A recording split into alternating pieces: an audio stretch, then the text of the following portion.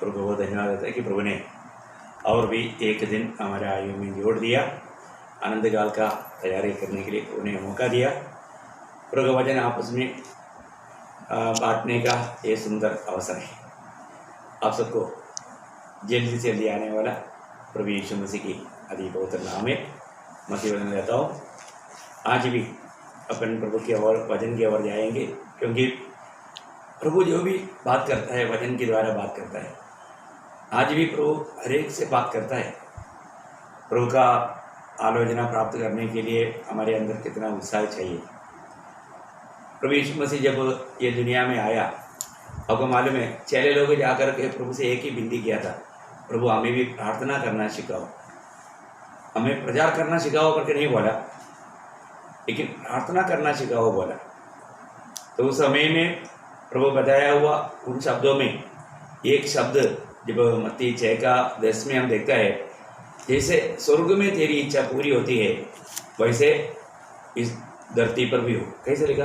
तेरी इच्छा जैसे स्वर्ग में पूरी होती है वैसे पृथ्वी पर भी हो। वैसे पृथ्वी पर भी हो। पृथ्वी पर भी प्रभु की इच्छा पूरा होना, ये वो प्रार्थना में एक विषय वो है।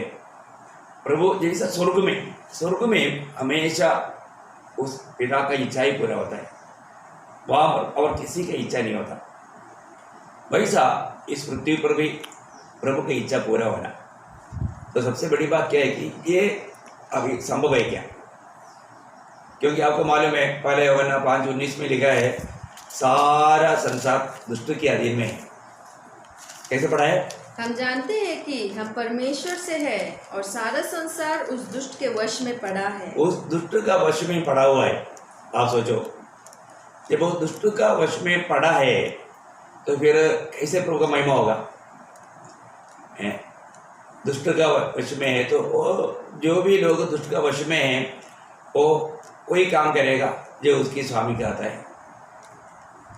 आज ये बात को जानना, और जो प्रभु का अनुग्रह है, प्रभु ने हमें उस दुष्ट के हाथ से छुड़ाया, बचाया, उस दुष्ट के राज्य से भी हमें छुटकारा दिया। आज हमें पुत्र के राज्य में लाया। जब कुलोसियों का पत्री में उसका पहला अध्याय है, उसका 12-13 वचन पढ़ना। कुलोसियों पहला अध्याय का 12-13। और पिता का धन्यवाद करते रहो जिसने हमें इस योग्य बनाया कि ज्योति में पवित्र लोगों के साथ मिरास में सहभागी हो। उसी ने हमें अंधकार के वश से छुड़ाकर अपने प्रिय पुत्र के राज्य में प्रवेश कराया। बोलने का अर्थ उस अंधकार का राज्य से या उस दुष्टता का राज्य से प्रभु ने हमें छुड़ाया, ताकि हम आनंद के साथ प्रभु का स्तुति कर पाए। तो आज हम कितना धन्य लोग हैं, प्रभु का बड़ी अनुग्रह हम पर आया। प्रभु ने हमें उस शैतान के वश में से छुड़ाया, उसकी सारे गुलामी से हमें मुक्त किया। आज हमें बहुत आज़ादी का अनुभव दिया। आज बहुत आनंद के साथ प्रभु का स्तुति करते हुए, प्रभु का महिमा गाते हुए ये जीवन बिताना हमारा कर्तव्य है।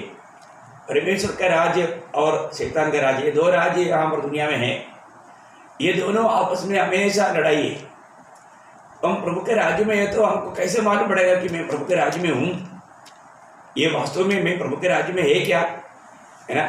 वो भी हर एक बात में वचन बताता है। जब रोमियो का पत्री 14 अध्याय का 17 वचन, रोमन्स चैप्टर 14:17, परमेश्वर का राज्य क्या है? वो दुनिया की सोच समझ के अनुसार का एक अवस्था नहीं। परमेश्वर का राज्य का एक महत्वपूर्ण खूबी यह है, वहाँ पर 3 सविशेषता उठाकर कहता है। क्योंकि परमेश्वर का राज खाना पीना नहीं, परंतु धर्म और मेल मिलाप और वह आनंद है जो पवित्र आत्मा से होती है। देखिए, धार्मिकता, मेल मिलाप और आत्मा के द्वारा मिलने वाला वो आनंद, ये तीनों बातें, है ना? प्रभु के राज्य के लोग धर्मी लोग रहेगा। प्रभु यीशु मसीह पर विश्वास किया हुआ सभी लोग धर्मी हैं। वो हर एक काम वो धर्म के साथ काम करता है, एक दूसरे के साथ कोई बुराई नहीं करता, क्योंकि मैं एक धर्मी है, मैं एक प्रभु का बेटा है, यह बात का समझ रखता है। मेल मिलाओ, आज आपको मालूम है कई लोग घर में तक मेल मिलाओ नहीं। आज कितने लोग घर में एक प्रार्थना जीवन नहीं, क्योंकि एक दूसरे से मेल नहीं। जब एक दूसरे से मेल नहीं है तो फिर ऐसा प्रार्थना करने से क्या फायदा है? बहुत बड़ी बात है, प्रार्थना में भी मेल चाहिए। जब तक दो जन एकमत नहीं होगा वो प्रार्थना सुनी नहीं जाता। बहुत बड़ी बात है। अपने को प्रार्थना में एक आज इसी कारण बहुत घरों में ऐसे भी बहुत बात है, एक प्रार्थना सुबह और शाम को भी प्रार्थना नहीं होता, क्योंकि वो प्रार्थना का समय भी टीवी ने छीन लिया। एक समय में मुझे याद है, हमारे देश में जब हम बचपन में कहीं बाजार जाकर थोड़ा सा लेट हो गया तो करीब 6:30 बजे या 6 बजे के बाद में थोड़ा सा अंधेरा हो जाता है गाँव में। तो वो अंधेरा होने के टाइम पर हिंदू लोग भी उनका दीपक जलाता है और वो लोग उनका श्लोक जपना शुरू हो जाता है। और बाकी हमारे इलाके में पूरा रोमन कैथोलिक लोग हैं, वो लोग भी प्रार्थना में पूरा परिवार बैठ जाता है और वो उसको जपते रहता है। प्रार्थना का शब्द सुनाई देता था। ये सीधा रोड पर चलने के टाइम पर सारा घरों में प्रार्थना का स्वर दिखाई देता था, हर घर में। मेरे ये बचपन का एक अनोखा अनुभव है, मैं हमेशा वो याद करता हूँ। लेकिन जैसा टीवी आया, टीवी आने के बाद में मैंने ये देखा एक भी घर में प्रार्थना सुनाई नहीं देता, क्योंकि वो प्रार्थना करने का पूरा समय टीवी ने ले लिया। अब देखिए, और मतलब ये तो शाम के वक्त में जरूर प्रेयर होता था, लेकिन वो प्रेयर बंद हो गया जब से टीवी आया। इसलिए आज हम देखते हैं कि आज अधिकतर लोगों को मतलब टीवी नहीं तो मोबाइल में, इंटरनेट में, वो अपने कमरे से बाहर नहीं आता। लोगों का आपस का संगति तक बंद हो गया, टाइम नहीं, आपस में बात करने के लिए टाइम नहीं। उनका पूरा टाइम मोबाइल के साथ है, नहीं तो टीवी के साथ है, नहीं तो कंप्यूटर के साथ है, लैपटॉप के साथ है। इतना भयंकर दुनिया बन गया, आपस का संगति तक टूट गया। आपस में थोड़ी देर बात करने के लिए लोगों के पास समय नहीं। इतना लोगों को ये चीज़ें मतलब बिजी कर दिया। इसलिए प्रार्थना के लिए भी साथ में कोई नहीं है। उनका पूरा वजन पढ़ने का, संगति जाने का, संगति में भी कौन जाता? आजकल का नया पीढ़ी कौन जाता है? आपको मालूम है कितना विदेशों में कितनी मतलब आराधनालय बंद पड़ा है, बहुत से आराधनालय सेल किया जा रहा है, लोग नहीं। ऐसी अवस्था आया है।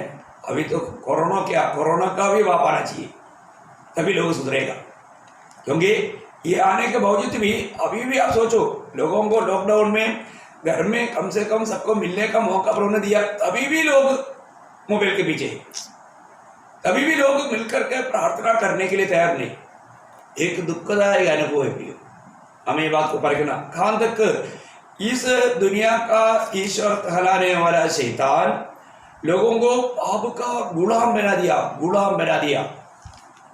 तो अपने जीवन में हम अगर प्रभु में हैं तो, प्रभु के राज्य में है तो जरूर हम लोग एक धार्मिकता का जीवन, एक सच्चा पवित्र जीवन है ना, प्रभु यीशु मसीह को दर्शाने वाला एक जीवन हमें बिताना चाहिए।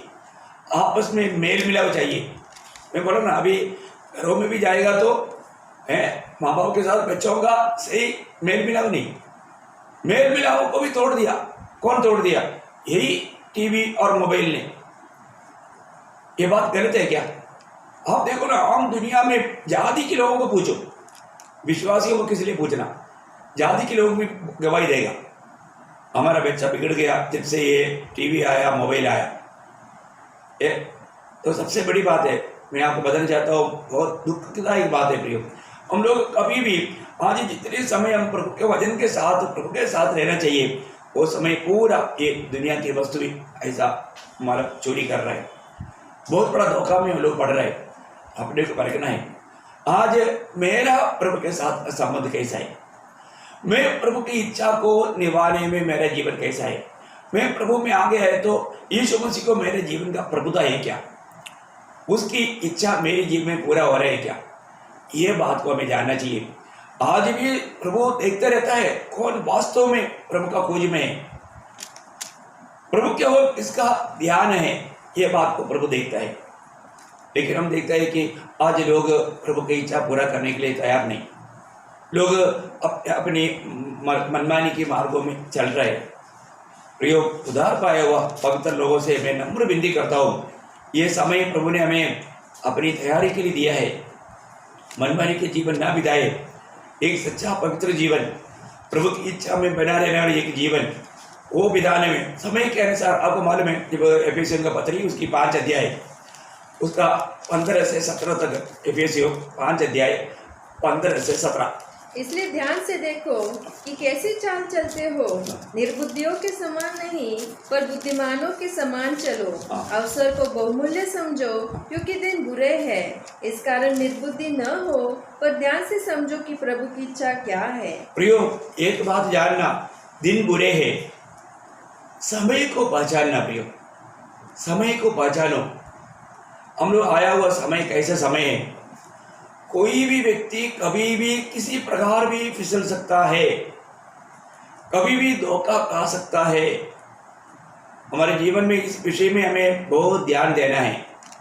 समय को पहचान कर, ये बुरा दिन है, पाप और बुराई बढ़ते जा रहा है, प्रभु का भय मानने वाले लोग बहुत कम होते जा रहे हैं। आज भी सुबह उठने के समय में आपने पहले किस बात का खोज किया और प्रभु के साथ बात किया क्या? प्रभु से आभारी रहा क्या? प्रभु को धन्यवाद दिया क्या? ये बात को परखना प्रियो। समय बुरा है, प्रभु की इच्छा मालूम करना, प्रभु की इच्छा मालूम करके उसकी राह पर चलना हमारा सबसे बड़ा कर्तव्य है। समय को सही नीति में इस्तेमाल करो। प्रभु ने हमें दिया हुआ ये जिंदगी का समय बहुत थोड़ी समय है प्रियो। ये हम प्रभु की इच्छा जान करके उस इच्छा में बना रहना चाहिए। यदि हम प्रभु की इच्छा के अनुसार जीवन नहीं बिताया, हमारा आनंद काल का नुकसान हो जाएगा। उस नुकसान होने ना दे प्रियो। हमें मिला हुआ समय को सही रीति में प्रभु के संगति में रह करके, प्रभु की इच्छा में रह करके जीवन बिताना। आपको मालूम है, जब दावीद के बारे में प्रभु ने गवाही दिया, प्रभु को हमेशा प्रभु का इच्छा पूरा करने वाले लोग चाहिए। प्रभु ऐसे लोगों को ढूंढता है। तो प्रभु ढूंढने के टाइम पर प्रभु को एक मनुष्य मिल गया, प्रभु के दिल में बहुत आनंद आया। कौन है? दावीद। दावीद के बारे में प्रभु गवाही देता है, प्रेरितों का 13 अध्याय का 22 वचन। प्रेरितों का 13 अध्याय का 22 वचन। ओ लॉर्ड जीसस।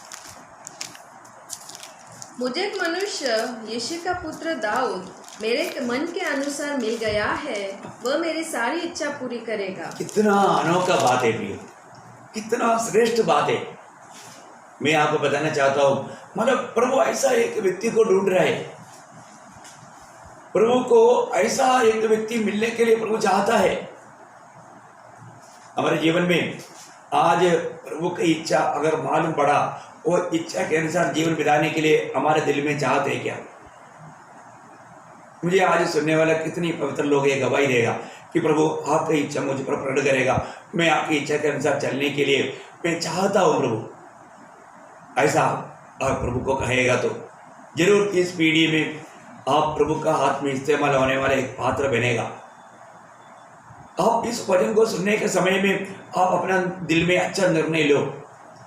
मैंने कई बार बताया एक बात है, एक सादा प्रचारक एक असेंबली में ऐसा बात कर रहा था, एक मंडली में ऐसा प्रचार कर रहा था कि परमेश्वर के हाथ में एक संपूर्ण समर्पण किया हुआ एक व्यक्ति को परमेश्वर कैसा इस्तेमाल करेगा, आज तक दुनिया ने नहीं देखा है। ये बात मार्टिन लूथर एक कॉर्नर में बैठ कर सुन रहा था। उसने वो बात को अपने जीवन में ले लिया। उसने बोला, प्रभु फिर वो व्यक्ति मैं बनना चाहता हूँ। देखिए, प्रचारक का मुंह से आया हुआ वो वचन को मार्टिन लूथर ने अपना दिल में लिया, अपने जीवन में लिया और अपने जीवन को समर्पण किया।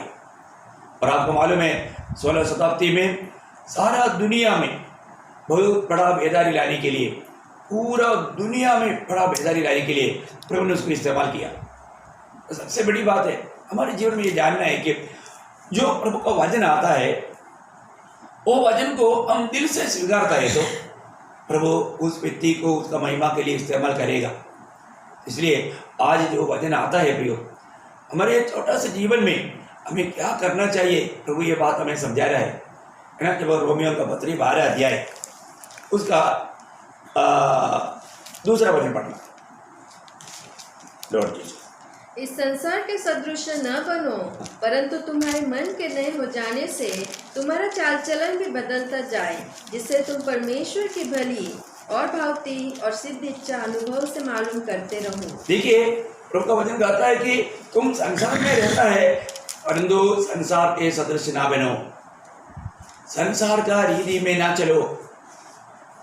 जो लोग प्रभु में आया, उद्धार पाया, उनका बारे में प्रभु की इच्छा है कि प्रभु का हमारे प्रति एक भली और भावती और सिद्ध इच्छा है। भली और भावती और सिद्ध इच्छा वो मालूम करना। मेरे बारे में, आपके बारे में प्रभु को एक भली भावती सिद्ध इच्छा है प्रियो। उसको मालूम करने के लिए हमारे जीवन को हमें प्रभु के हाथ में समर्पण करना। प्रभु मेरी इच्छा नहीं, प्रभु तेरी इच्छा। प्रियो, जो भी लोग अगर हम प्रभु की इच्छा में जीवन ना बिताए तो हमारे जिंदगी में हमें बहुत बड़ा नुकसान हो जाएगा। प्रभु का हमारे प्रति एक सिद्ध इच्छा है, वो इच्छा मालूम करना बहुत बड़ी बात है। आज भी बहुत बार बहुत लोग उसका पहला वचन भी पढ़िएगा अभी। इसलिए हे भाइयों, मैं तुमसे परमेश्वर की दया स्मरण दिलाकर विनती करता हूँ कि अपने शरीरों को जीवित और पवित्र और परमेश्वर को भावता हुआ बलिदान करके चढ़ाओ। ये तुम्हारा, ये तुमची आध्यात्मिक सेवा है। हाँ, उधर तक है, वो शब्द उसमें नहीं आया। ही तुमची यही तुम्हारी आत्मिक सेवा है ना। हाँ, तो बहुत बड़ी बात है हमारे जीवन में। हमें ये बात को जानना है कि हमारा एक आत्मिक बलिदान ये प्रभु चाहता है। हमारे शरीर को, प्रियो, हम लोग अभी शरीर में रहता है, ये शरीर का अभी उद्धार नहीं हुआ, अभी फिलहाल हमारा आत्मा का उद्धार हुआ। परंतु ये शरीर में रहने के समय में अगर हम ये शरीर को प्रभु के लिए भावदा हुआ बलिदान करके अगर नहीं चढ़ाया, आत्मिक बलिदान, आत्मिक बातों के लिए प्रभु को भावदा हुआ बलिदान, ये बहुत जरूरी बात है। आज बहुत बार इस शरीर में रह करके कोई भी काम करता है, उसका गौरव लोग नहीं समझता। मैं आपको बताना चाहता हूँ प्रियो, हमारा ये शरीर में रहने के समय में हमें एक बहुत बड़ा एक सेवा है। इस शरीर में रह करके करने वाला हर एक कामों का हमें लेखा देना है। इस शरीर को हमें प्रभु को भावदा हुआ एक बलिदान करके चढ़ाना, प्रभु के लिए एक सुगंधदायक बलिदान करके चढ़ाना।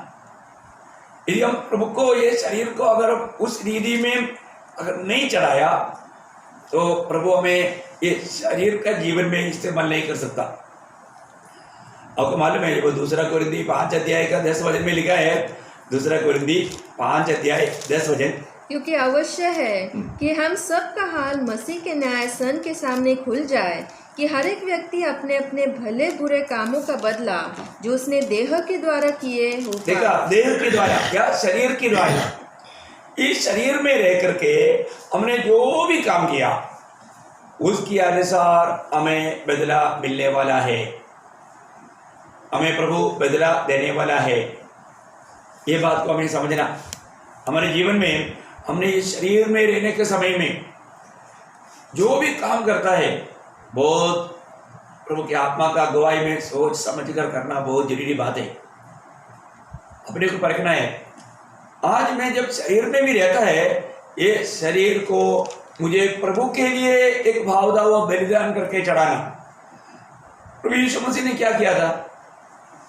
प्रभु यीशु मसीह ने एफिसियों का पत्री उसकी 5 अध्याय 1-2 वचन में जब वो शरीर को जब इस दुनिया में जब आया, वो शरीर को क्या किया? एफिसियों 5 अध्याय 1-2 वचन, इसलिए प्रिय बालकों के समान परमेश्वर का अनुकरण करो और प्रेम में चलो, जैसे मसीह ने भी तुमसे प्रेम किया और हमारे लिए अपने आप को सुखदायक सुगंध के लिए परमेश्वर के आगे भेंट करके बलिदान कर दिया। देखिए, सुगंधदायक सुगंध करके एक बेली होकर के परमेश्वर के सामने अपने आप को चढ़ाया। आप देखिए, इसलिए पिता ने गवाही दिया, ये मेरा प्रिय पुत्र है, इस पर मैं अत्यंत प्रसन्न हूँ। परमेश्वर के लिए एक प्रसन्नता, एक बलिदान करके चढ़ाया। इसलिए उसी प्रकार हमें भी वहां पर कहा है, तुम प्रिय संतानों की नयन। प्रभु को पोता नहीं, प्रभु को संतान है, संतान भी है, प्रिय संतान भी है। तो अगर हम प्रभु की दिल की इच्छा का मालूम करके उस इच्छा के अनुसार अगर हम चलेगा तो हम प्रभु के लिए प्रिय संतान बनेगा। कितना अनोखी बात है?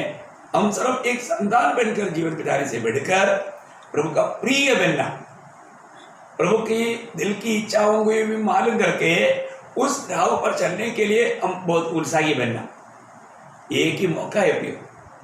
जिस प्रभु ने हमें ऐसा प्रेम किया, जिसने हमें बचाने के लिए अपने आप को दे दिया, हमारे लिए स्वतंत्रता के बलिदान के रूप में सूली पर चढ़ाया, उस बलिदान पर प्रभु प्रसन्न हुआ और हमारा सबका उद्धार का कारण बना। कितनी बड़ी बात है। तो आज हमारा भी काम, जब ये शरीर में हम रहता है, उस समय में हमें अपने शरीर को भी प्रभु के लिए चढ़ाना। हमने रोमियो 12 अध्याय का पहला वचन में क्या पढ़ा, और एक बार पढ़ेंगे, ध्यान से सुनना। इसलिए हे भाइयों, मैं तुमसे परमेश्वर की दया स्मरण दिलाकर, परमेश्वर की दया को स्मरण दिला करके विनती करता हूँ उनसे विनती करता है, अपने शरीरों को जीवित, देखा, अपने शरीर को क्या करना, जीवित, पवित्र और परमेश्वर को भावता हुआ बलिदान करके चढ़ाओ। देखा, बलिदान करके चढ़ाओ, इस शरीर को बलिदान करके चढ़ाओ, इसको प्रभु के लिए, प्रभु की महिमा के लिए। देखो, जब तक हमें ये जीवन में जीना है, हमारी इच्छाओं को मारकर प्रभु की इच्छा को प्रथम स्थान दे करके प्रभु का महिमा के लिए जीवन बिताना। उसके लिए रोज, अभी आपने एक बार शायद बोला होगा, मैं अपने आप को, मेरे शरीर को प्रभु आपके लिए अर्पण करता हूँ। अच्छी बात है, उस दिन प्रभु ने जरूर आपको इस्तेमाल भी किया होगा, लेकिन ये काम हमें रोज करना चाहिए। रोज सवेरे अपने आप को, अपने सारे अंगों को प्रभु के लिए अर्पण करना। और हम प्रभु के लिए जो अर्पण करेगा वो और बातों के लिए हम यूज नहीं करेगा, इस्तेमाल नहीं करेगा, है ना। आज सवेरे उठने के समय में कितने लोगों ने अपने आप को प्रभु के हाथ में समर्पण किया, अपने आप को अर्पण किया। प्रभु, मेरे अनेक अंगों के द्वारा आपकी महिमा हो, मैं आपका महिमा का खिलाफ कोई काम नहीं करूंगा। ये सारे अंग प्रभु आपका है, आपने मुझको खरीदा है, मैं आपका है। मैं इसलिए मेरे शरीर के सारे अंगों को, जैसा रोमियो का पत्री उसका 6 अध्याय उसका 13 वचन पढ़ना, रोमन्स चैप्टर 6:13। और न अपने अंगों को अधर्म के हथियार होने के लिए पाप को सौंपो, और अपने आप को मरे हुए में से जी उठा हुआ जानकर परमेश्वर को सौंपो, और अपने अंगों को धर्म के हथियार होने के लिए परमेश्वर को सौंपो। देखिए, अपने अनेक अंगों को, एक समय में हम इन अंगों से पाप करते थे। इसका मतलब शैतान हमारे अंगों में प्रभुता करते थे, है ना। अपन बुरी नजर से देखते थे, बुरी बात कहते थे, बुरी बात सुनने के लिए चाहते थे, किसी की बुराई सुनने में मजा आता था, दिल में किसी की बुरा सोचता था, है ना। चाहे तो किसी के साथ भी कुछ बुरा काम करने के लिए अपने अंगों को समर्पित किया हुआ। एक समय था जिस समय हम प्रभु से दूर था, हम प्रभु का बारे में सच में मतलब प्रभु को नहीं जानता था, प्रभु के बारे में जानता था लेकिन प्रभु को नहीं जानता था। इसमें बहुत अंतर है। मैं आपको बताना चाहता हूँ, आज हम प्रभु में हैं तो हमारा ये सारे अंगों को प्रभु के लिए अर्पण करना है, हर एक अंगों को प्रभु के लिए अर्पण करना। और मैं इस मेरा जीव को प्रभु के लिए अर्पण किया है तो मैं ये जीव से कभी किसी का बुराई नहीं बोलेगा। Praise the Lord. वो जीव से प्रभु का महिमा करेगा, प्रभु की महिमा की बातें कहेगा। ये बहुत बड़ी बात है। और मैंने मेरे अंग प्रभु के लिए अर्पण किया है तो मैं उस अंगों से मैं कभी गलत बात को नहीं देखेगा, बुरी बात उससे मैं नहीं सोचेगा, देख करके ऐसे बात आने नहीं देगा। बहुत बड़ी बात है। अपने जीवन में। वही बात उसका 6 अध्याय का 19 में पढ़ना, रोमियो को पत्री 6 का 19। मैं तो हमारी शारीरिक दुर्बलता के कारण मनुष्य की रीति पर कहता हूँ, जैसे तुमने अपने अंगों को कुकर्म के लिए अशुद्धता और कुकर्म के दास करके सौंपा था, वैसे ही आप अपने अंगों को पवित्रता के लिए धर्म के दास करके सौंप दो। देखिए हमारा सब दास जो बताया है वो डूलो शब्द है, गुलाम करके सौंप दो। हमें अपने अंगों को, एक गुलाम ऐसा एक स्वामी के लिए अपने जीवन को समर्पण करता है, उसी प्रकार हमारे शरीर को, अंगों को एक गुलाम के रूप में, स्वामी की इच्छा पूर्ण रूप में निभाने वाला एक गुलाम। बहुत गहरी बात है। हम जैसा प्रभु का वचन का सही रीति में जान करके, पर आपको मालूम है एक गुलाम व्यक्ति को कभी भी अपना इच्छा कुछ भी नहीं, उनका एक ही इच्छा स्वामी की इच्छा है। किसी प्रकार भी स्वामी को प्रसन्न करो, क्योंकि स्वामी को आनंदित करना ही उसके लिए एक खुशी है। इसलिए हम अपने आप को प्रभु का एक गुलाम जानना, मैं प्रभु का गुलाम हूँ। जैसे पौलुस हमेशा अपने बारे में मतलब ये बोलता था कि मैं प्रभु का गुलाम है। अपना कोई भाषा में दास लिखा है, वो दास शब्द सही नहीं, वहाँ पर सब मतलब गुलाम डूलो शब्द है। तो ओरिजिनल भाषा से जब आया दास, कभी भी देखो दास एक स्वामी के लिए, स्वामी की इच्छा निभाने के लिए उनका कोई उद्देश्य नहीं। दास जो भी काम करेगा उसका टाइम खत्म हो गया, वो अपना पैसा लेकर के चला जाएगा, उसको कुछ मतलब नहीं। वो स्वामी खुश हो ना खुश हो उसको कुछ बात नहीं। उसने जो भी काम मिला वो काम मतलब अपनी मनमानी में करेगा और वो अपना तनख्वाह लेगा, चला जाएगा। पर तो गुलाम ऐसे नहीं, गुलाम का कोई टाइम लिमिट नहीं। वो आधी रात को भी बुलाएगा तो वो काम करेगा, कितना भी काम देगा, वो बिना कुछ सवाल करते हुए काम करेगा। वो ये नहीं बोलेगा स्वामी मैं अभी तक खाना नहीं खाया, मैंने थोड़ा भी आराम नहीं किया, कभी नहीं बोलेगा। स्वामी जितना भी बोलेगा वो सारा काम वो हमेशा करेगा। है कभी भी वो कभी भी बोल नहीं सकता कि स्वामी मैं अभी बहुत थक गया, मैं ऐसा है, मैं बहुत परेशान है, ऐसे भी नहीं बोल सकता। गुलाम शब्द को, गुलामी जीवन को आप नहीं समझ, आज का पीढ़ी के लोगों को समझना बहुत कठिन है। अभी भी दुनिया में मतलब कुछ इलाका में अभी भी गुलामी का बात है करके अभी कुछ दिन पहले भी पेपर में देखा।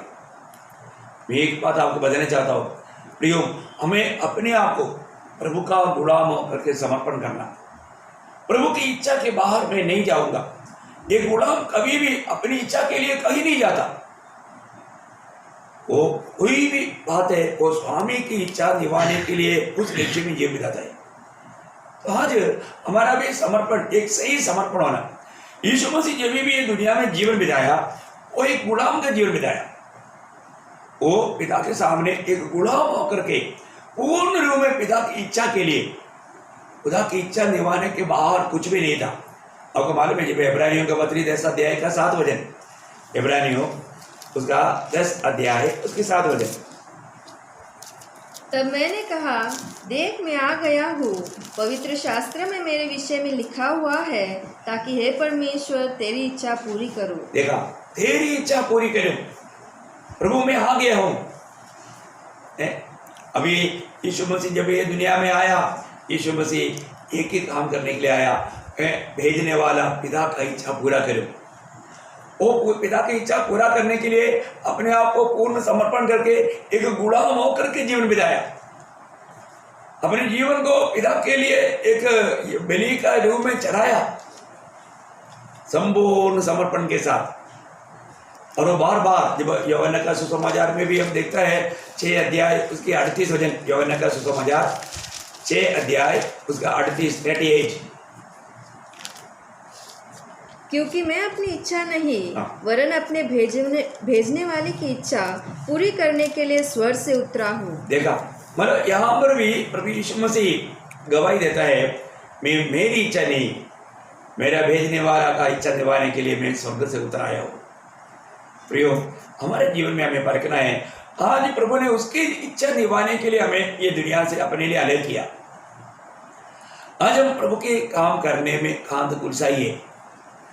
आज प्रभु की इच्छा जानने में, उसको मानने में हम कुलसा गए है क्या? आज तक का मसीह जीवन को आप परखो।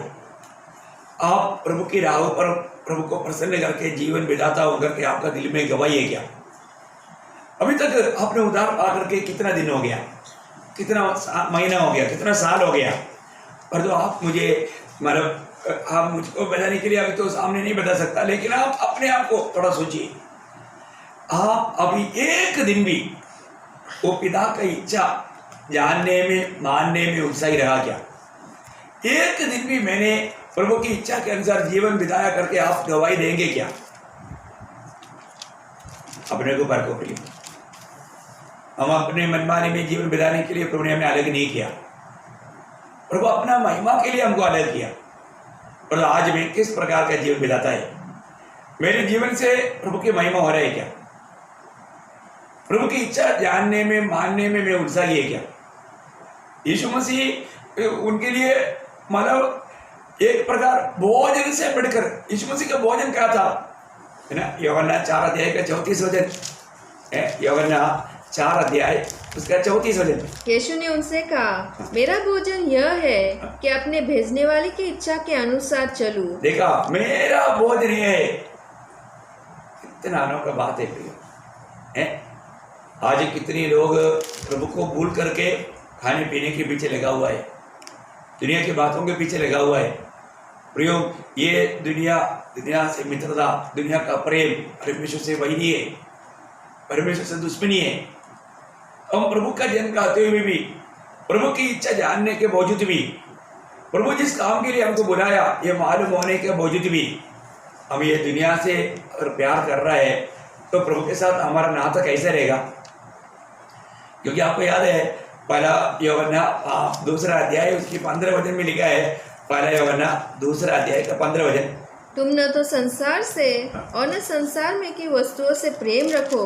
यदि कोई संसार से प्रेम रखता है तो उसमें पिता का प्रेम नहीं है। देखिए, अगर हम प्रभु का प्रेम में बना रहना है तो हमें संसार से प्यार नहीं होना चाहिए, संसार की वस्तुओं से प्यार नहीं करना चाहिए।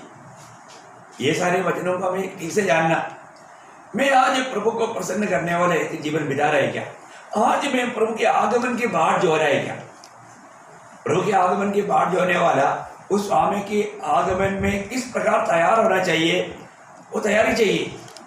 आज मैं तैयार है क्या? कई लोग बोलता है मैं तो एकदम तैयार है, पर तो उसके जीवन को थोड़ा एक आधा सवाल पूछेगा तो वो उनके जीवन में है ही नहीं। उनको प्रभु का उनके प्रति इच्छा क्या है ये भी नहीं मालूम है, पर तो झूठ मूठ का बोल देता है कि मैं तैयार हूँ। प्रियो, मेरी और आपके बारे में प्रभु का एक सिद्ध इच्छा है। प्रभु का उस सिद्ध इच्छा को मालूम करके उसके अनुसार जीवन बिताना मेरी और आपका काम है। और मैं वो काम नहीं करता और बोलता है कि मैं तैयार है, वो काम पर सच्चाई है, धोखा हो जाएगा। तो आज एक एक दिन में किसका काम करता है, किस रीति में प्रभु का महिमा करता है? क्योंकि हम प्रभु का महिमा के लिए अलग क्या लोग हैं। जब तक हम शरीर में हैं, प्रभु ने जब पहला कोरिन्थी 6 अध्याय उसका 19-20 वचन में प्रभु का दास कोरिन्थ मंडली को जो वो लोग समझ नहीं पा रहा है, वो समझाते हुए कहता है ये जीवन हमें कैसे जीना है। पहला कोरिन्थी 6 अध्याय 19-20 वचन, क्या तुम नहीं जानते कि तुम्हारी देह पवित्र आत्मा का मंदिर है और तुम में बसा हुआ है और तुम्हें परमेश्वर की ओर से मिला है और तुम अपने नहीं हो, क्योंकि दाम देकर मोल लिए गए हो। इसलिए अपनी देह के द्वारा परमेश्वर की महिमा करो। देखिए, इस शरीर में रहने के समय में प्रियो हम प्रभु की महिमा करना, प्रभु की इच्छा मालूम करके उस इच्छा में बना रह करके जीवन बिताना। और ऐसा नहीं है तो हम अपने जीवन को व्यर्थ कर रहे हैं। हम अपने नहीं हैं, प्रभु ने हमें खरीदा है। हम लोग प्रभु से कितना दूर थे और एक स्वामी हमारे ऊपर प्रभुता कर रहे थे, पर तो हमें प्रभु ने दाम दे करके हमें छुड़ाया। ये बात हमने पिछले दिनों में बहुत विस्तार से देखा। हम प्रभु का खरीदा हुआ है प्रिय, हम अपने नहीं हैं। आज भी बहुत मसीह लोगों ने ये नहीं जाना कि मालक मैं मेरा नहीं। मुझे एक बात मैं आपको बताना चाहता हूँ, मैं तो आर्मी में सर्विस किया है करके आपको मैंने कई बार गवाही दिया। आर्मी के जवान गवर्नमेंट ने उसको खरीदा है। आर्मी के जवान कभी भी अपना मनमानी नहीं कर सकता। उसको आने वाला कोई भी ऑर्डर को डिसोबे नहीं कर सकता। उसको जो भी आज्ञा देगा उसको मानना पड़ेगा। यदि कोई कंप्लेंट दे तो भी वो बात मानने के बाद में आकर के बोल सकता है। डिसोबे करेगा तो उसको मृत्यु को मिल सकता है। इतना भयंकर बात है, कानून बताता है। मैं आपको बताना चाहता हूँ कि हमारे जीवन में हम लोग प्रभु के लिए खरीदा हुआ है। हम प्रभु की बातों को कहाँ तक मानते हैं? प्रभु की बातों को अगर नहीं मानता इसका मतलब वो एक सच्चा मसीह जीवन नहीं। प्रभु को हम प्रेम करता है तो प्रभु की बात मानेगा। प्रभु को हम प्रेम नहीं करता इसलिए हम प्रभु की बात नहीं मानता। हमें मिला हुआ ये जीवन, आपको मालूम है जब फिलिपिया मंडली के बारे में प्रेरित पौलुस ने गवाही दिया था, फिलिपियों का पत्री 2 अध्याय का 21 वचन, बहुत लोगों का जीवन और अनुभव शायद उसी प्रकार है जैसा फिलिपियों के बारे में कहा। फिलिपियों 2 अध्याय उसका 21 वचन। क्योंकि सब अपने स्वार्थ की खोज में रहते हैं, न कि यीशु मसीह की। देखिए उस मंडली के लोग प्रभु की राह पर चलने के लिए प्रभु ने आदेश किया। वो लोग अपने स्वार्थ की खोज में रहते हैं। वो अपने मनमानी की राह में है। वो प्रभु को भूल करके जीवन बिता रहे हैं। कितना दुख लगेगा प्रिय, जिसने हमें इतना बड़ा मूल्यवान दाम दे करके खरीदा और हम उस प्रभु का बातों पर नहीं चलेगा तो प्रभु का दिल को कितना दुख लगता होगा। जरूर एक बात मैं आपको बताना चाहता हूँ, एक माँ बाप अगर बच्चे को कोई बात बोलता है और वो नहीं मानता, माँ बाप के दिल में बहुत दुख होता है। वो बच्चे शायद नहीं समझता। ऐसा है तो मैं ये सोचता हूँ प्रभु ने हमें कहा हुआ बात अगर हम नहीं मानेगा तो वो स्वर्गीय पिता को कितना दुख देता होगा। जब वो एक पिता का स्थान में आएगा तभी उसको मालूम पड़ता है। मैं एक बात आपको बताना चाहता हूँ, हमारा वो पिता है प्रियो, जो भी नया जन्म पाया है, जो भी उद्धार पाया है, वो परमेश्वर का संतान है। हम अब्बा पिता कहता है। हमारा वो महान परमेश्वर आज हमारा पिता है जिसने सारा सृष्टि को बनाया। ये पदवी तक कितना बड़ा है। और वो हमारा पिता है तो उसका बातों को मानने के लिए हमें कितना उत्साह चाहिए। आप देखो कब मृत्यु आएगा या कब प्रभु आएगा हमको मालूम नहीं। आज का दिन शायद हमारा आखिरी दिन हो सकता है। क्या हम क्या बताएंगे? हाँ प्रभु आपने दिया हुआ सेवा मैंने पूरा किया, ऐसा हम बोल पाएंगे? सच्चा दिल से परखना भी, क्योंकि प्रभु यीशु मसीह ने जब सूली पर मरने से पहले ही पिता को ये गवाही दिया। आपको याद है यीशु मसीह जब जीवन की यात्रा की आखिरी समय में, जब यूहन्ना 17 अध्याय उसके 4 वचन में वो पिता से कहता है, ये पिता जो काम तूने मुझको ये दुनिया में करने के लिए दिया मैंने उसको पूरा करके आपका महिमा किया। देखिए कितना अनोखी बात है। पिता ने जो काम दिया वो पुत्र ने पूरा किया। मैं आपको बताना चाहता हूँ आज प्रभु ने मुझको और आपको जो काम दिया वो काम हमने पूरा किया है क्या? वो काम के बारे में मैं जानता ही क्या? उसके अनुसार काम करने में मैं उलझा ही है क्या? प्रियो यीशु मसीह पिता की ओर से भेजा और पिता की इच्छा निभाने के लिए यीशु मसीह की जिंदगी भर एक गुलाम का जीवन बिताते हुए पिता का महिमा किया। आज हम मसीह में बुलाए हुए लोग हैं, मसीह की ओर से दुनिया में भेजा हुए लोग हैं। आज हमारा कर्तव्य है हम प्रभु की इच्छा में रह करके उसकी महिमा करें। यीशु मसीह इस दुनिया में शरीर में रहने के समय में यीशु मसीह के जीवन का एक मतलब आदर्श प्रेरित पत्रोस ने लिखा हुआ बात मैं आपको बताना चाहता हूँ। पहला पत्रोस 4 अध्याय का 1-2 वचन। पहला पत्रोस 4 अध्याय का 1-2 वचन। इसलिए जबकि मसीह ने शरीर में होकर दुख उठाया तो तुम भी उसी मनसा को हथियार के समान धारण करो, क्योंकि जिसने शरीर में दुख उठाया वो पाप से छूट गया, ताकि भविष्य में अपना शेष शारीरिक जीवन मनुष्यों की अभिलाषाओं के अनुसार नहीं वरन परमेश्वर की इच्छा के अनुसार व्यतीत करे। क्या गहरा वचन है, कितना गहरा वचन है। प्रभु यीशु मसीह ये दुनिया में शरीर में जीवन बिताने के समय में प्रभु यीशु मसीह ने एक आलीशान जीवन नहीं बिताया प्रिय। उन्होंने शरीर में होकर के दुख सहा, कष्ट सहा है। वापस एक बार पढ़िए उसको। इसलिए जबकि मसीह ने शरीर में होकर दुख उठाया। देखिए, मसीह ने शरीर में होकर दुख उठाया है। यीशु मसीह ने ये शरीर में रह करके और लोगों के लिए दुख उठाया, तो प्रभु के पीछे चलने वालों को भी प्रभु का वचन गाता है आगे, तो तुम भी उसी मनसा को देखा है, उसी मनसा को हथियार के समान धारण करो। ये भी एक हथियार है, कष्ट सहना ये भी एक हथियार है। हमारे जीवन में अगर हम एक प्रकार प्रभु के पीछे चलना चाहते हो तो यीशु मसीह ने जो दुख सहा, कष्ट सहा, हमें भी वो कष्ट सहने वाला एक मन चाहिए। ऐसा एक मन चाहिए प्रियो है। ऐसा मन मिला है क्या? यीशु मसीह के मन और लोगों के लिए कष्ट सहने वाला एक मन था। यीशु मसीह का मन और लोगों के लिए कष्ट सहने वाला मन था, और प्रभु में बुलाट पाया हुआ लोगों को भी प्रभु ने ऐसा मन दिया है। आपको मिला है कि नहीं मुझे नहीं मालूम, आप परखना, क्योंकि वचन में लिखा है कि मैं उस बात को छोड़ना नहीं। पहला कोरिन्थी 2 अध्याय का 16 वचन पढ़ना। पहला कोरिन्थी 2 अध्याय का 16 वचन। क्योंकि प्रभु का मन किसने जाना है कि उसे सिखाए, परंतु हम में मसीह का मन है। क्या सुंदर शब्द है प्रियो। प्रेरित पौलुस अपने आप को भी उसमें मिला करके बोलते हैं, हम में मसीह का मन है। आप रखो, हम में मसीह का मन है क्या? प्रभु यीशु मसीह की उस मन जिसको मिला वो प्रभु के खातिर कष्ट सहने के लिए हमेशा आनंदित रहेगा। उन्होंने कष्ट सहने वाला बात को अपने मन में लेकर के पिता परमेश्वर की गौरव के लिए, पिता का महिमा के लिए कष्ट सहा, उसको एक हथियार के रूप में धारण करने के लिए यहाँ पर वचन कहा। मैं आपको नम्र विनती करता हूँ, आज आपने प्रभु का मन पाया है कि नहीं, ये परखो, अपने आप को जांचो, हमारा मन में क्या है। आज कई लोगों को प्रभु में आने के बाद में उनका मन का भावना क्या है, कैसे भी हरे कष्ट से बचकर एक आलीशान जीवन बिताओ। इसका लोग प्रभु का मन नहीं है प्रिय।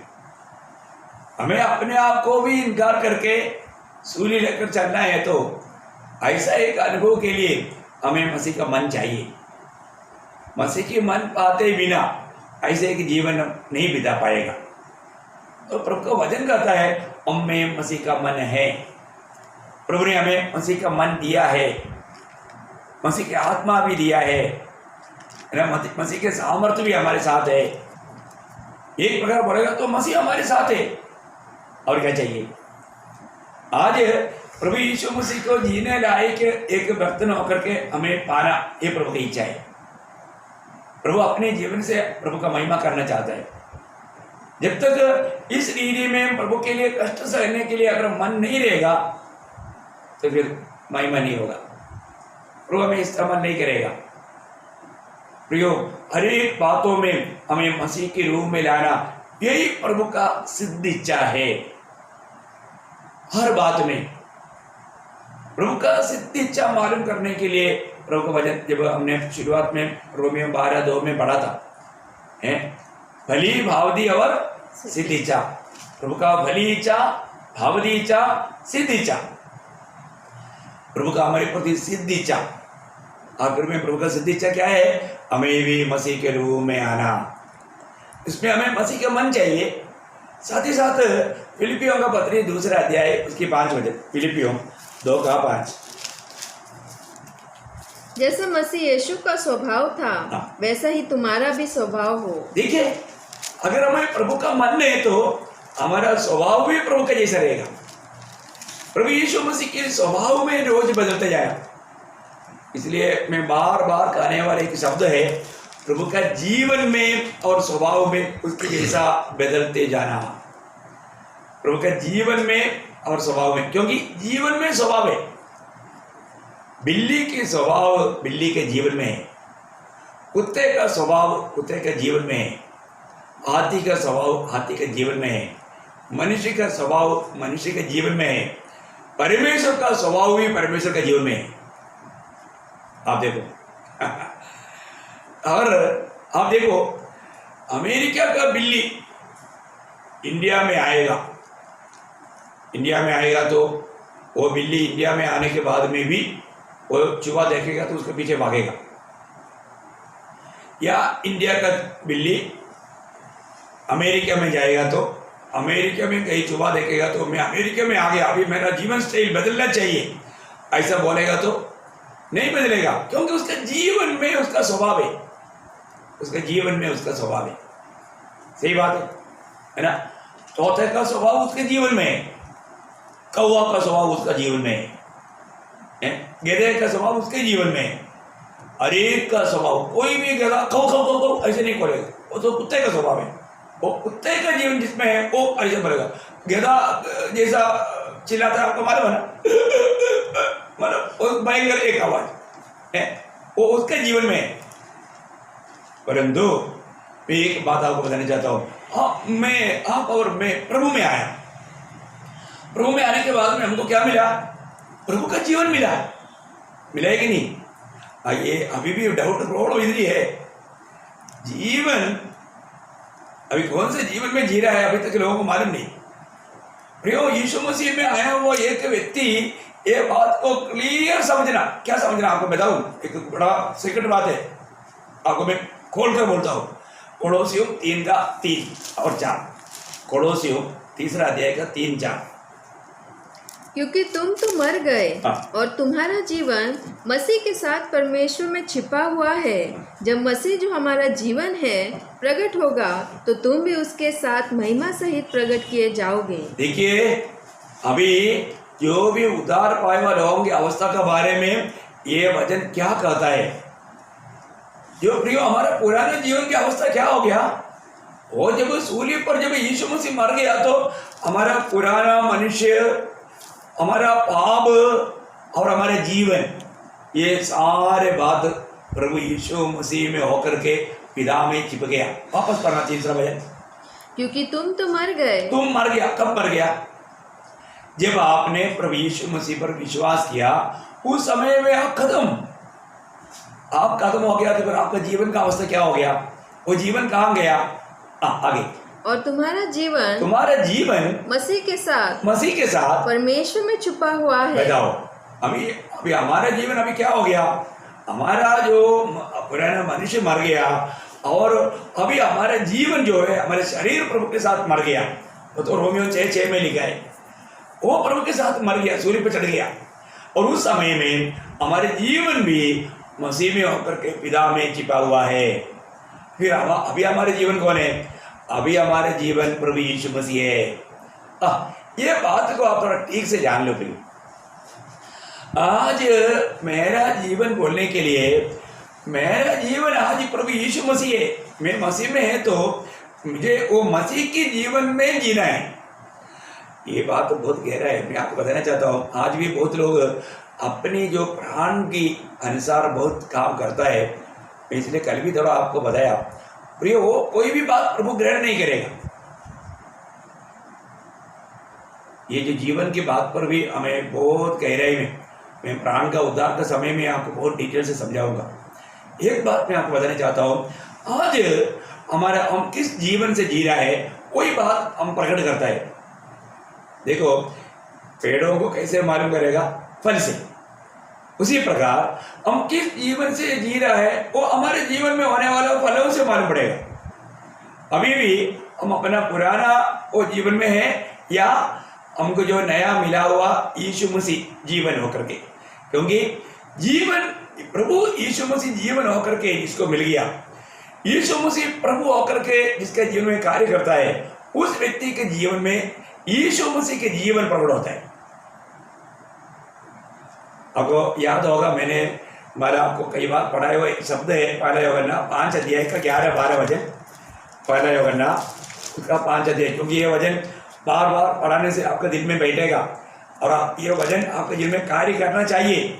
इसके लिए वो वचन को बार बार पढ़ाता हूँ। हाँ। और वह गवाह यह है हाँ। कि परमेश्वर ने हमें अनंत जीवन दिया है। देखिए, परमेश्वर ने हमें कौन सा जीवन दिया? अनंत जीवन दिया। देखिए, प्रभु ने हमें अनंत जीवन दिया।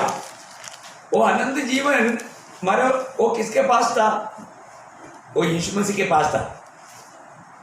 वो यीशु मसीह के पास था।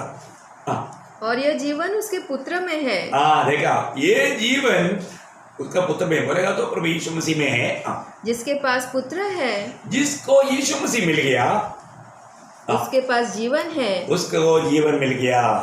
और जिसके पास परमेश्वर का पुत्र नहीं, जिसको प्रभु यीशु मसीह नहीं मिला, उसके पास जीवन भी नहीं है। उसको जीवन नहीं मिला। अगर आप बोलते हैं मुझे यीशु मसीह मिल गया, मैं मसीह में हूँ, मैं उद्धार पाया, मैंने नया जन्म पाया, तो आपने नया जन्म पाया है, आप यीशु मसीह को पाया है, तो आपने इस यीशु मसीह को पाने के द्वारा अनंत जीवन भी पाया है, ईश्वरीय जीवन पाया। देखिए, बाकी सारा जीवन बनाया हुआ जीवन है। सनातन या हमेशा रहने वाला एकमात्र जीवन वो प्रभु का जीवन है। वो जीवन आपको मिला। ये कितना श्रेष्ठ बात है प्रियो। हमारे जीवन में हमें मिला हुआ जीवन वो बनाया हुआ जीवन नहीं, सृष्टि किया हुआ जीवन नहीं। ये जीवन वो परमेश्वर का जीवन है। वो हमारा हमेशा एक साथ रहने वाला जीवन है। वो जीवन हमें प्राप्त हुआ। इसको थोड़ा ठीक से जानना प्रियो। ये जीवन में बिताने के समय में हम ईश्वरीय स्वभाव का बन जाता है। हमारा वो पुराना सड़ाहट का, वो पुराना भावी मनुष्य का वो स्वभाव बदल जाता है, ईश्वरीय स्वभाव। इसलिए दूसरा पत्रोस में लिखा ना, दूसरा पत्रोस उसका पहला अध्याय का 4 वचन, सच में ये वचन कितना सुंदर है, कितना गहरा वचन है प्रियो। आप प्रभु यीशु मसीह जीवन होकर के अपने जीवन में अगर नहीं आया, ये ईश्वरीय स्वभाव आप में नहीं आएगा। आज बहुत लोग कसरत कर रहे हैं मसीह जैसा जीवन बिताने के लिए। प्रियो, ये हमारा प्रयास की बात नहीं, ये जीवन प्राप्त होने के बाद में वो जीवन का एक फल है, जीवन का हमारा वो प्रकाश है। अब देखिए दूसरा पत्रोस पहला अध्याय 4 वचन, जिसके द्वारा उसने हमें बहुमूल्य और बहुत ही बड़ी प्रतिज्ञाएं दी है, ताकि इनके द्वारा तुम उस सड़ाहट से छूटकर जो संसार में बुरी अभिलाषाओं से होती है, ईश्वरीय स्वभाव के सहभागी हो जाओ। देखा भाइयों, हम लोग जब प्रभु में आ गया तो ये दुनियादारी के सारे सड़ाहट से छूट गया। आज हमारे जीवन में प्रभु यीशु मसीह की जीवन राज करना, तभी तो प्रभु का प्रभुता हमारे में हो रहा है करके अपन अनुभव ले सकता है। प्रभु का जीवन, एक समय में मृत्यु हम पर राज करता था, पाप हम पर प्रभुता करते थे, तो आज हमने जीवन पाया। आज वो सनातन या हमेशा का जीवन पाया। जो जीवन आने के बाद 2 शब्द में आपको पढ़ना चाहता हूँ। रोमियो का पत्री उसका 5 अध्याय उसका 17 वचन। रोमियो 5 अध्याय का 17 वचन। क्योंकि जब एक मनुष्य के अपराध के कारण मृत्यु ने उस एक ही के द्वारा राज्य किया। देखिए, एक समय में आदम के पाप के कारण सारे आदमी पीढ़ी पर मृत्यु राज किया। हाँ, तो जो लोग अनुग्रह और धर्म रूपी वरदान बहुतायत से पाते हैं, वे एक मनुष्य के अर्थात यीशु मसीह के द्वारा अवश्य ही अनंत जीवन में राज्य करेंगे। देखा कौन सा जीवन? अनंत जीवन। अनंत जीवन उस पर राज करेगा। क्या गहरा बात है प्रियो। आज प्रभु का वो जीवन का नाम है अनंत जीवन। प्रभु हमें अनंत जीवन देने के लिए आया, अच्छा चरवाहा होकर के, और जो भी प्रभु यीशु मसीह के पास आया, प्रभु ने सबको अनंत जीवन दिया। जिन्होंने भी प्रभु यीशु पर विश्वास किया वो अनंत जीवन पाया है। पाया है कि नहीं आपने? अगर नहीं पाया तो आपका विश्वास सच्चा नहीं। और पाया है, आपने अनंत जीवन पाया है, तो फिर वो जीवन आप पर राज करना चाहिए। क्योंकि आपका जीवन का बात खत्म होकर के अभी तो वो यीशु मसीह में होकर के पिता में छिपा हुआ अवस्था है, वो नहीं आज जीना है। आज यीशु मसीह हमारे में जीना है, या यीशु मसीह के जीवन से हमें जीना है। तभी तो हमारे में यीशु मसीह प्रकट होगा। वही बात उसका 21 वचन में पढ़िए, वही 5 अध्याय, रोमियो 5 अध्याय का 21 वचन, कि जैसा पाप ने मृत्यु फैलाते हुए राज्य किया, वैसे ही हमारे प्रभु यीशु मसीह के द्वारा अनुग्रह भी अनंत जीवन के लिए धर्मी ठहराते हुए राज्य करे। देखिए, धर्मी ठहराते हुए राज करे प्रभु यीशु मसीह के द्वारा, प्रभु यीशु मसीह के जीवन के द्वारा। वो कितना अनोखा वचन है प्रियो। आज कौन सा जीवन हमारा इस जिंदगी में काम कर रहा है? बहुत बड़ी बात है, हमें इस बात को जानना है। देखिए, हम जो यीशु मसीह जो हमारा जीवन होकर के हमारे में आया, वो जीवन में करने वाला काम है जो हमें अनंत काल का लाभ का कारण बनेगा। परंतु हम अपनी स्वयं में होकर के अगर करेगा, कुछ भी बात हमारा लाभ का नहीं रहेगा। इसलिए हमें रोज मालूम करना है, प्रभु ने जिसको भी नया जन्म दिया है उनके द्वारा प्रभु कुछ काम, अब जैसा यीशु मसीह दुनिया में आने से पहले पिता परमेश्वर ने उसके लिए कुछ काम प्रबंध किया था, और वो काम वो करते गया और वो पूरा भी किया। ऐसा जिनको भी नया जन्म दिया उनके बारे में एफेसियों का पत्री 2 अध्याय का 10 वचन में पौलुस कहता है कि हमारे लिए भी हमारा भी काम प्रभु ने अगले से तैयार किया। हमारा भी काम हमारा उद्धार होने के बाद में तैयार नहीं किया, अगले से तैयार किया। एफेसियों 2 का 10, क्योंकि हम उसके बनाए हुए हैं और मसीह यीशु में उन भले कामों के लिए सृजे गए हैं जिन्हें परमेश्वर ने पहले से हमारे करने के लिए तैयार किया। बहुत बड़ी बात है। अगले से परमेश्वर ने हमारा करने के लिए तैयार किया, वो उन बातों को जानना, उन कामों को करना, ये हमारा कर्तव्य है। यदि प्रभु यीशु मसीह में होने के बाद में मेरे द्वारा पिता क्या चाहता है, उस बात को अगर नहीं जान करके जीवन बिताएगा तो उसको मसीह जीवन नहीं कहता। मैं आपको बार बार एक बात याद रहना चाहता हूँ, आज हमारे मसीह जीवन कैसे है प्रिय? अभी प्रभु आएगा, मैं प्रभु के साथ जाएगा, इसके बाद में मैं प्रभु के साथ राज करेगा, अनंत काल में प्रभु के साथ नया यरूशलेम में रहेगा, ऐसे सब सपना में मत रहो प्रिय। आज जिस काम प्रभु ने हमारे लिए पहले से तैयार करके रखा, वो काम हमने जाना है क्या, और वो काम आज हम करता है क्या, ये जानना जरूरी बात है। उन कामों के बारे में अभी हमारे प्रति स्वर्गीय पिता का इच्छा प्रकट करने वाला बहुत से वचन आपको मालूम, वो बहुत जिस बातों में प्रभु प्रसन्न है, जिन कार्य के लिए प्रभु ने मैं नियुक्त किया, ये सारे बात मैंने कई बार आपको सिखाया। एक बात मैं आपको बताना चाहता हूँ, आज हमारे जीवन में सच्चा आत्मा में आनंद है क्या? अभी आप होने वाला 1000 साल का राज्य है, उस राज्य में जाने की चाहत में अच्छी बात है, वो इच्छा, लेकिन वास्तव में मैं उसके लायक जीवन बिताता है क्या? प्रभु ने जब मत्ती के सुसमाचार 7 अध्याय उसका 21 वचन में एक बात कहा, आपको याद है? शायद आप रोज ऐसा प्रभु प्रभु बोलता होगा, सिर्फ प्रभु प्रभु बोलना काफी नहीं प्रिय। वहां पर यीशु मसीह ने क्या बोला? मत्ती के सुसमाचार 7 अध्याय 21 वचन, जो मुझसे हे प्रभु कहता है, उनमें से हर एक स्वर्ग के राज्य में प्रवेश न करेगा। देखिए, प्रभु प्रभु कहने वाला सब स्वर्ग राज्य में प्रवेश नहीं करेगा। ये बात भी बहुत महत्वपूर्ण बात है। उस स्वर्ग राज्य में प्रभु जो राज्य इस दुनिया में स्थापित करके 1000 साल अपने भक्तों के साथ दुनिया में राज करने जा रहा है, उस राज्य में जाने के लिए कौन जाएगा? परंतु वही जाएगा जो मेरे स्वर्गीय पिता की इच्छा पर चलता है। बहुत बड़ी बात है, उस स्वर्गीय पिता की इच्छा पर चलना प्रिय, स्वर्गीय पिता की इच्छा पर चलना।